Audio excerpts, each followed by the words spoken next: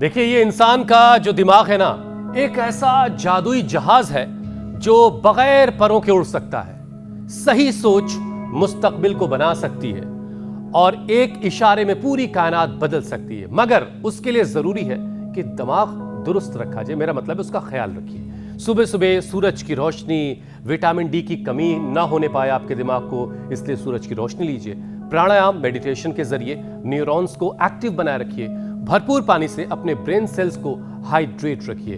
बेहतर आपसी रिश्ते भी और अच्छी नींद भी आपके दिमाग को दुरुस्त रखता है। लेकिन आज की जो बड़ी ज़रूरत है और जो चैलेंज भी है वो है अपने स्क्रीन टाइम को कम करना, क्योंकि इस दौर में टेक्नोलॉजी ने जहां जीवन को आसान बनाया है, वहीं पर इसका ज़रूरत से ज़्यादा इस्तेमाल भी रिश्तों को, समझ का और दिल का एहसास ये मिटा रहा है और वर्चुअल ऑटिज्म का शिकार बना रहा है। आप लोग बिल्कुल ठीक कह रहे हैं। वर्चुअल ऑटिज्म की आपने बात की, रिश्तों की आपने बात की, लेकिन ऐसे में कुछ सवाल हैं आपसे। क्या आपका बच्चा दिन भर मोबाइल या टैब पर कार्टून देखता है? आपसे मतलब हमारे दर्शकों से। क्या आपका बच्चा आसपास के लोगों से कम बात करता है, अपनी ही दुनिया में कहीं खोया रहता है? मोबाइल लेने पर ना, अगर आप मोबाइल उससे ले लेते हैं तो वो रोने लगता है, एग्रेसिव हो जाता है। और अगर हाँ तो सावधान हो जाइए, क्योंकि ये लक्षण वर्चुअल ऑटिज्म के हो सकते हैं। एक ऐसी नई और तेजी से बढ़ती मानसिक परेशानी जो मोबाइल की आदत, स्क्रीन टाइम ज्यादा होने की वजह से कॉमन होती जा रही है।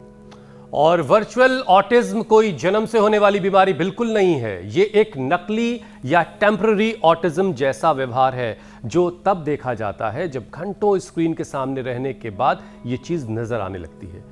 जब बच्चे रील्स, गेम, शॉर्ट्स की दुनिया में बहुत उलझ जाते हैं ना, तब इसका उदय होता है।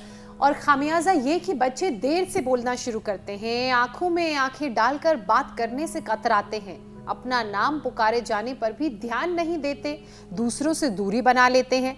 पेरेंट्स को लगता है कि बच्चा ऑटिज्म का शिकार हो गया है, लेकिन असली वजह होती है सिर्फ स्क्रीन पर ज्यादा टाइम इन्वेस्ट करना। और हेल्थ एक्सपर्ट्स के मुताबिक तो स्क्रीन के ब्राइट कलर्स, आवाज और तेजी से लगातार बदलते सीन दिमाग पर असर डालते हैं।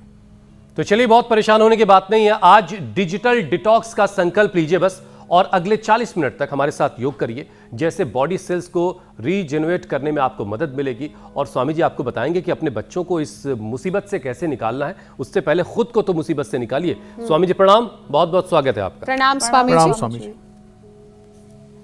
बहुत बहुत प्रणाम आपको भी मेरे भाई। सुना जी, देखो हर दिन हम योगिक जोगिंग, सूर्य नमस्कार, दंड बैठक, पावर योग से शुरू करते हैं, लेकिन ये पावर मन को, प्राण को, चित्त चेतना, आत्मा को बहुत ज़्यादा मिलती है। चलो सब भ्रामरी करो। पहले उंगली माथे पर, शेष तीन उंगली आँखों पर, कान अंगूठी से बंद, लंबे गहरे श्वास भर के ऐसे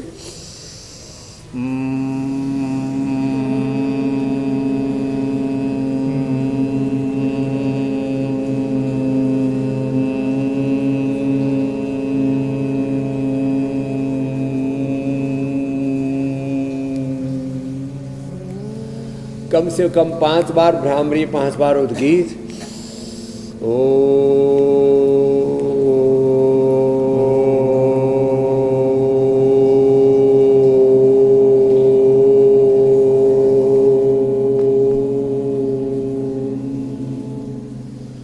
फिर त्राटक जो हमारी बिटिया भाई और कर रही है, फिर ये अनुलोम विलोम सब करो, फिर शीर्षासन, सर्वांगासन। और एक बात कहना चाहता हूँ, जो आप कह रहे थे, ये जो माइल्ड ऑटिज्म है या जो टेम्परेरी ऑटिज्म है, ये क्यों आया?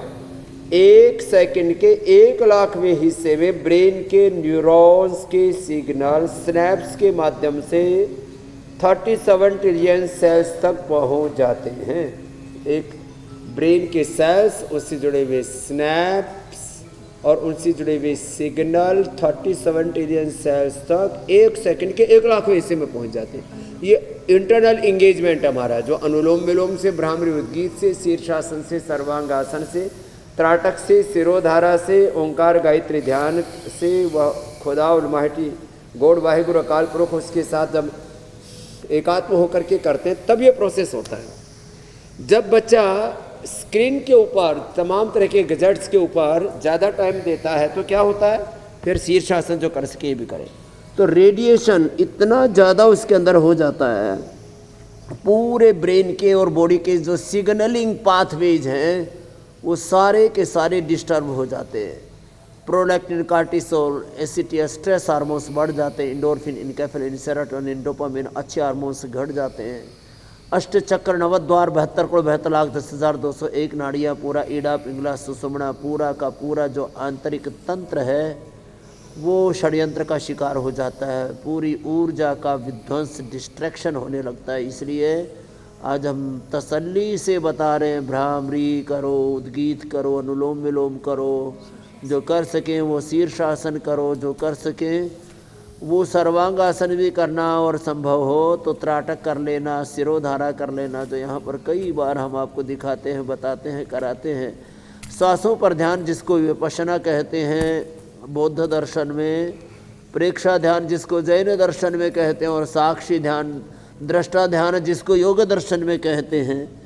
ज्ञान योग, ध्यान योग, भक्ति योग से, अष्टांग योग से, समाधि योग से, क्रिया योग से, ये योग की अलग अलग जो प्रक्रियाएं हैं ये अंतर्मुखता के लिए बहुत ज़रूरी है। तो जो शीर्षासन, सर्वांगासन कर सके वो ये करना, और जो इतना भी न कर सके वो भुजंगासन जरूर करना, वो आगे कराएंगे। वो पावर योगा भी है, और उससे हमारे 33 के 33 जो मणके हैं रीढ़ की हड्डी के बाईं ओर से ईड़ा, दाईं ओर से पिंगला, और बीच से जो सुषुम्ना नाड़ी का प्रवाह ऊपर की ओर प्रवाहमान होता है, सतम से एका हृदय से नाड्याः तासां मूर्धानम अभिनिसृत एका तया ऊर्ध्वमायनम तत्त्ववेति विश्वंगन्य उत्क्रमणे भवन्ति। तो देखो कुछ लोगों को ऐसा लगता है अरे ये बाबा जी तो सुबह उठते ही एकदम धनाधन घमासान मचाते थे। अरे भैया नहीं स्वामी जी, इसीलिए मैंने कार्यक्रम की शुरुआत में आज कहा हम तो आपको शमशान में दिमाग जाने से का बचा रहे। दुरुस्त चलो, रहना बड़ा जरूरी है। उल्टे लेट जाओ। और इसका मतलब ये हुआ कि जो जरी जरी सी बात पे लोगों के दिमाग ख़राब होते हैं, मतलब इसका सिर्फ ये है कि लोग बहुत ज़्यादा हर चीज़ को एग्जेजरेट करके उसको ले रहे होते हैं, उसको महसूस कर रहे होते हैं। और दिमाग का ख्याल रखना मतलब ये कि अपने दिमाग को सुकून दीजिए, अपने दिमाग को सुकून देने वाले काम कीजिए, ऐसी बातों से दूर रखिए जिसका आपका दिमाग जिसकी वजह से सुकून महसूस करे।